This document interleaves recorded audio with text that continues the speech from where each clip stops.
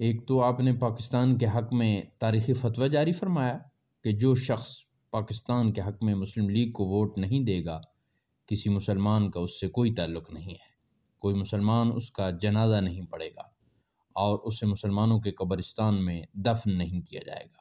اس کے علاوہ قائد اعظم کو 2 جھنڈے عطا فرمائے، سبحان اللہ، اور فرمایا کہ جہاں بھی جا کر تقریر کریں تو لوگوں کو واضح کریں کہ ایک سبز جھنڈا ہے جو اسلام کا جھنڈا ہے اور وہ مسلم لیگ کا ہے، اور دوسرا سیاہ جھنڈا کفر کا جھنڈا ہے اور وہ کانگریس کا ہے۔ قائد اعظم امیر ملت کے حوالے سے جب یہ پیغام لوگوں تک پہنچاتے تو لوگ جوک در جوک مسلم لیگ میں شامل ہوتے جاتے۔ اس کے علاوہ حضرت امیر ملت نے اس وقت تمام علماء و مشائخ کو اکٹھا کیا اور فرمایا کہ اس وقت حجروں میں بیٹھنے کا وقت نہیں، قائد اعظم جو کام کر رہے ہیں وہ دراصل ہمارا کام ہے، اب میدان عمل میں نکل کر کام کرنے کا وقت ہے۔ حضرت نے فرمایا کہ یہ ہمارا فرض منصبی ہے کہ ہم ہر طرح سے قائد اعظم کا ساتھ دیں۔ صوبہ سرحد کا ریفرینڈم اسی سلسلہ کی ایک کڑی ہے جس میں مسلم لیگ نے تاریخی کامیابی حاصل کی۔ اس موقع پر آپ نے فرمایا کہ پاکستان کے مخالفین کان کھول کر سن لیں، پاکستان بن کر رہے گا۔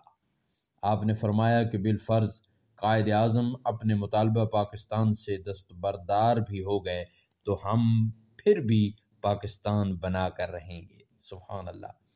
دنیا کی کوئی طاقت ہمیں اس مطالبہ سے الگ نہیں کر سکتی۔ آپ نے اپنے خاندان کے تمام افراد اور مریدین کو حکم دیا کہ وہ شب و روز مسلم لیگ کے لیے کام کریں، جس کے نتیجہ میں 1946 کے انتخاب میں مسلم لیگ کو 440 نشستیں حاصل ہوئیں، جس سے پاکستان کی منزل کا واضح تعین ہو گیا۔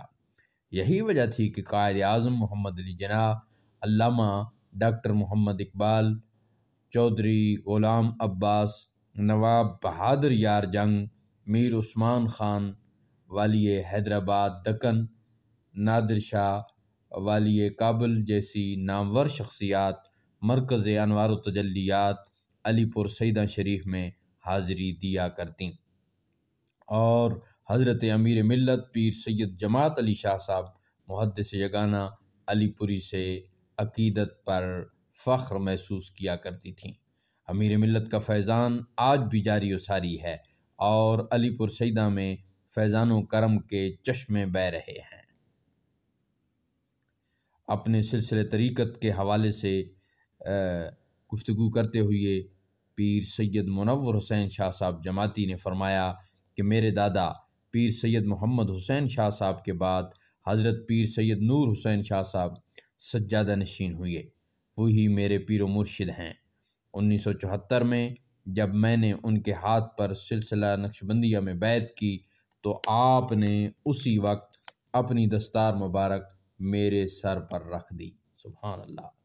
مجھے خلافت و اجازت سے سرفراز فرمایا اور یہ الفاظ ارشاد فرمائے کہ پیر صاحب میرے پاس جو کچھ تھا میں نے آپ کو دے دیا، اور قریب والے کمرے سے قبلہ والد صاحب پیر سید اختر حسین شاہ صاحب کو بلوا کر مبارکباد دی۔ انہوں نے بھی بڑی خوشی کا اظہار فرمایا۔ پیر سید نور حسین شاہ صاحب میرے والد گرامی کے چچا تھے۔ 1978 میں ان کا انتقال ہوا اور انتقال کے بعد پیر سید اختر حسین شاہ صاحب سجادہ نشین ہوئے تو آپ نے اپنی موجودگی میں میری دستار بندی فرمائی اور اپنی دعاؤں سے نوازا۔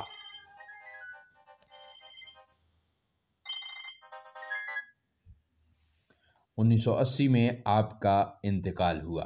پیر سید منور حسین شاہ صاحب جماعتی نے فرمایا کہ 1981 میں حضرت پیر سید عبد المعبود شاہ گیلانی نے، جو حضرت غوث پاک کی اولاد میں سے تھے، جنہوں نے 155 سال عمر پائی اور 105 حج کیے، مدینہ منورہ میں جناب پیر سید مسکین شاہ صاحب کے کمرے میں میری دستار بندی فرمائی اور 4 سلاسل کی خلافت و اجازت سے نوازا، اور فرمایا کہ پیر صاحب اپنے بھائی سید جماعت علی شاہ صاحب اور حضور غوث پاک کے حکم سے آپ کو 4 سلاسل کی اجازت بھی دی اور دستار بندی بھی کی ہے۔ اس کے بعد 1982 میں آپ نے مجھے برطانیہ سے جرمنی بلوایا اور ہفتہ عشرہ اپنی صحبت خاص میں رکھا اور بہت سے اور اوراد و وظائف کی اجازت عطا فرمائی۔ اس کے علاوہ بابا جی شلبانڈی شریف نے بھی 1984 میں مدینہ منورہ میں جملہ سلاسل کی خلافت و اجازت اور بہت سے اوراد و وظائف سے سرفراز فرمایا۔ علاوہ ازیں مدینہ منورہ، مکہ مکرمہ، کویت، دبئی، مصر، الجزائر، عراق، شام، سوڈان، انڈیا اور پاکستان کے اکابر اولیاء کرام نے شفقت خاص سے نوازا ہے۔ میں سمجھتا ہوں یہ سب قبلہ عالم امیر ملت علیہ رحمہ کا صدقہ ہے۔ اصول تعلیم کے حوالے سے گفتگو کرتے ہوئے پیر سید منور حسین شاہ صاحب جماعتی نے فرمایا کہ امیر ملت کی تمام اولاد علم و عمل کا حسین امتزاج ہے۔ اس خاندان کا بچہ بچہ حافظ قرآن ہے۔ اسی وجہ سے میں نے 8 سال کی عمر میں قرآن پاک حفظ کر لیا اور اس کے ساتھ ہی قرأت کی تعلیم حاصل کی۔ اسی دوران میں نے پرائمری تک کی تعلیم بھی حاصل کر لی۔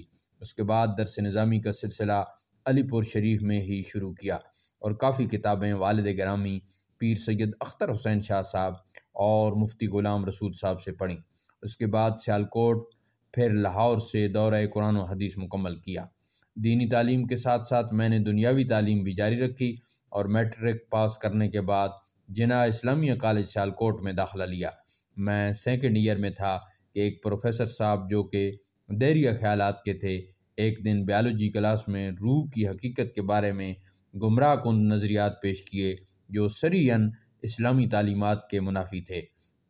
میں اپنی نشست پر کھڑا ہو گیا اور موصوف کے خیالات کی نفی کر کے قرآن و حدیث کی روشنی میں حقائق پیش کیے، جس سے ان کے لہجے میں تلخی آ گئی۔ اسی دوران پیریڈ ختم ہو گیا۔ میں اسی دن علی پور شریف آیا اور اس بارے میں کتابیں بمع نوٹ حوالہ جات لے کر کالج پہنچا اور اپنا موقف پیش کیا۔ کلاس کے تقریباً تمام ساتھی میرے موقف کی تائید میں کھڑے ہو گئے۔ پروفیسر صاحب نے یہ بات پرنسپل چودھری رشید احمد تک پہنچائی۔ کالج کے اساتذہ کی زیادہ تعداد بھی میرے موقف کی حمایت کر رہی تھی۔ پرنسپل صاحب کو اپنے ساتھی کی دلجوئی مقصود تھی، اس لیے انہوں نے مشورہ دیا کہ میں یہاں سے مائیگریشن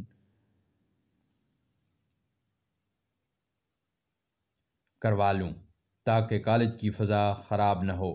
چنانچہ میں فیصل آباد گورنمنٹ سائنس کالج میں چلا گیا، وہاں FSc کیا۔ میرا ارادہ ڈاکٹر بننے کا تھا، لیکن حضرت قبلہ شمس الملت پیر سید نور حسین شاہ صاحب سجادہ نشین ثانی نے فرمایا کہ پیر صاحب میں چاہتا ہوں کہ آپ دنیاوی ڈاکٹر نہ بنیں بلکہ روحانی ڈاکٹر بنیں۔